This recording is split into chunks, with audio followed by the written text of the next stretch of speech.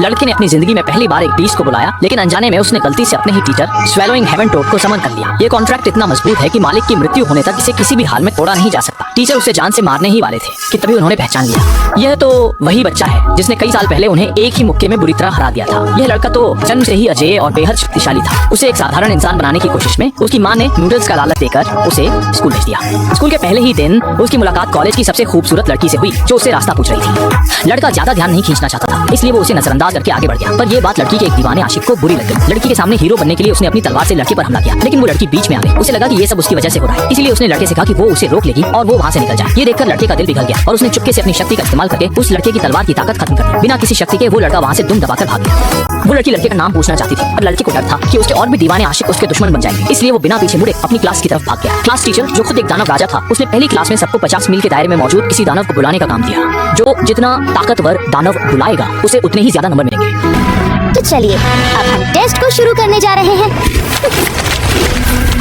अगले ही पल सब छात्र दानवों को बुलाने लगे, पर ज्यादातर ने मामूली और कमजोर दानव ही बुलाए। टीचर ने देखा कि लड़का कुछ नहीं कर रहा है, तो उसने पूछा कि क्या वो स्कूल से निकलना चाहता है।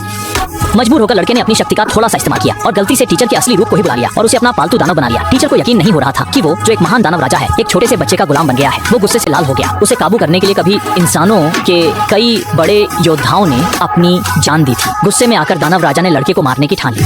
शिक्षक को इस प्रकार पूरी तरह से आपा होते हुए देखकर छात्र बुरी तरह से सहम गए और बिना किसी देरी के सीधे प्रिंसिपल के पास मदद के लिए पहुंचे। प्रिंसिपल ने स्थिति की गंभीरता को भली भांति समझते हुए बिना समय गंवाए स्कूल के सबसे शक्तिशाली योद्धाओं को एक साथ बुलाया और स्वयं भी युद्ध के लिए पूरी तरह तैयार हो गए। साथियों, 6 साल पहले जैसा हादसा फिर न हो, इसके लिए तैयार हो जाओ।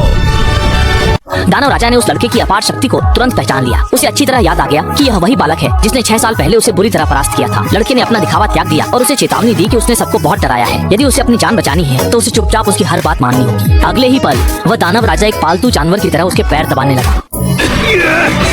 सच है, चाहिए क्या मैं सही देख रहा हूँ? क्या दानव राजा नए छात्र के पैर दबा रहा है? अभी तो हद ही हो गई, वो एक दानव राजा है पर अभी तो किसी पालतू कुत्ते जैसा लग रहा है।